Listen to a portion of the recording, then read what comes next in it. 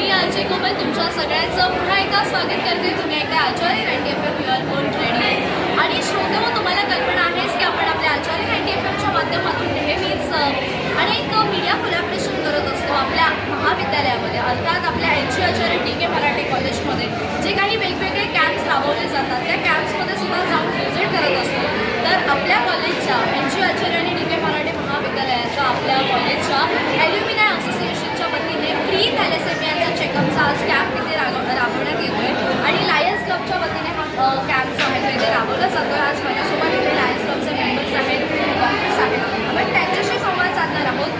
Sir, क्या बताना चाहोगे आज लायन्स क्लब की ओर से एनजी आचार्य DK मराठे कॉलेज में ये कैंप ऑर्गेनाइज किया गया है, किस तरह से फीडबैक आपको मिला और क्या बताओगे? हमको यहाँ से इन्विटेशन आया कि बच्चों के लिए थैलेसीमिया का चेकअप करना। थैलेसीमिया एक ब्लड डिसऑर्डर है जिसमें जो पेशेंट रहते हैं, थैलेसीमिया मेजर कहा जाता है उसको, उनका ब्लड नहीं बनता, उनको हर 10-15 दिन में ब्लड देना पड़ता है और वो बहुत प्रॉब्लम ये है।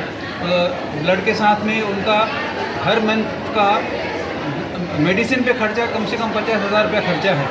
तो अच्छा, ये बेचारे जो मेजर बच्चे हैं, थैलेसीमिया मेजर बच्चे, उनका कोई कसूर नहीं, जैसे टीबी होती है, यहाँ होता है तो इन्फेक्शन डिजीज़ है, ये कोई इन्फेक्शस डिजीज़ नहीं है।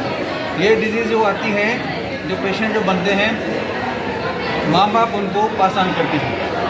कोई भी माँ बाप जानबूझकर ये बीमारी अपने बच्चों को नहीं देता, पर अनजाने में यह बीमारी माँ बाप के थ्रू बच्चों में आती है।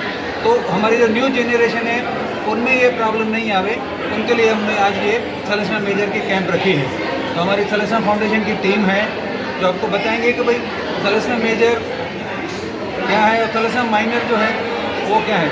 थैलेसीमिया मेजर जो है, जैसे उसके पेरेंट्स जो है वो दोनों जो है उनमें एक डिफेक्टिव जीन रहती है, उसे थैलेसीमिया माइनर कहते हैं। और हमारी जो मैडम है वो आपको बताएगी थैलेसीमिया माइनर हम कैसे उसका टेस्ट करते हैं, क्या करते हैं।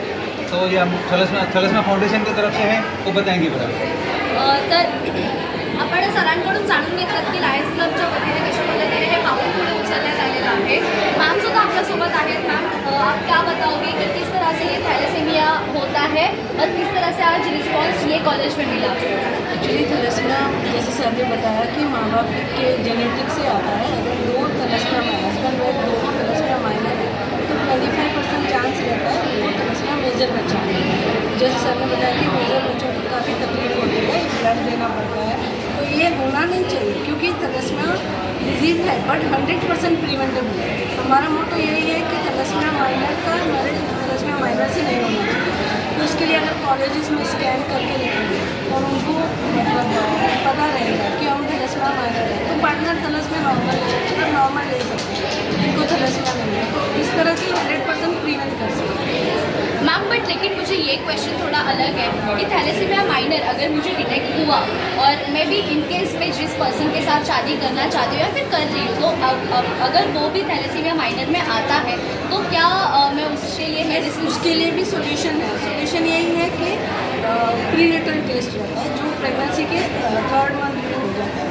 अगर सब जो मालूम पड़ता है कि हस्बैंड वाइफ दोनों थैलेसीमिया माइनर है तो एक प्रीनेटल डायग्नोसिस होता है, उसमें मालूम पड़ता है जो आने वाला बच्चा है अगर थैलेसीमिया मेजर है तो टर्मिनेशन करें, मतलब वही एक वे है। तो ये भी नहीं होना चाहिए, तकलीफ भी नहीं होनी चाहिए, इसके लिए हम सोचते हैं कि पहले ही मैरिज की पहले ही करें।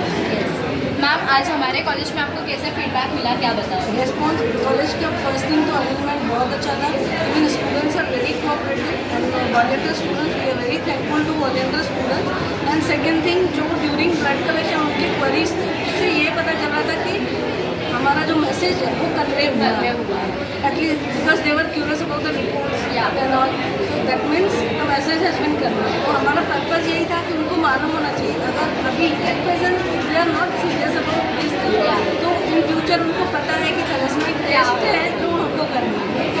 That was our.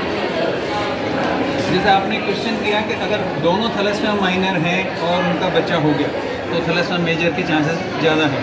पर आज जो हमने जो कैंप रखी, थैलेसीमिया माइनर है उसको मैरिज के पहले अगर उनको पता हो तो वो उसको अवॉइड कर सकते हैं।